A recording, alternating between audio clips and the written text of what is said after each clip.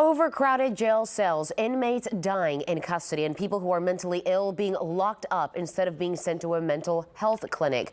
Those are some of the challenges Harris County leaders have been facing as activists and families of inmates call for immediate change. Let's get right to Taisha Walker. She's reporting from downtown Houston with potential solutions discussed today. Judge Hidalgo says come April, the county will be able to reduce the number of people in the county jail with mental health illnesses, which she says will reduce the overall jail population. That expanded service is something one Katie mom says her daughter desperately needs. Carol Devine's 35-year-old daughter has been in the Harris County jail since late December, stemming from her not taking her medication.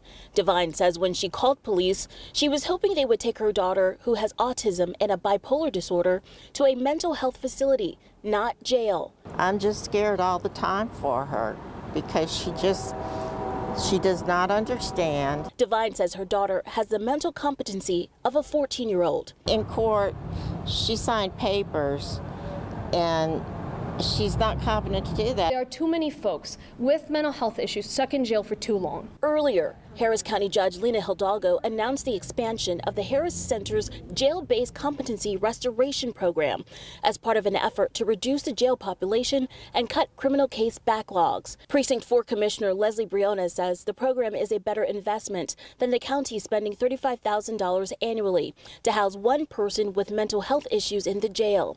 There are 250 such persons currently. This will help not only these individuals who are waiting some hundreds of days before they can get the mental health services they need, before they can possibly be deemed competent to have their day in court. Sheriff Ed Gonzalez needs that funding. Community activists met with Sheriff Ed Gonzalez earlier to address jail overcrowding, inmate deaths, and potential solutions. But under the current situation with a staffing crisis and this budget situation, the resources are not there. Sheriff Gonzalez telling KPRC2 the challenge is finding qualified candidates who are willing to work in an overcrowded jail for comparatively low pay. We had $100 million in law enforcement funding.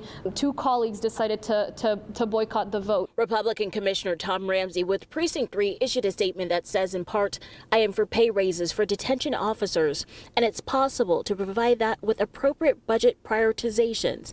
I can identify areas of waste to pull from, and I urge Judge Hidalgo to do the same. In downtown, Taisha Walker, KPRC 2 News.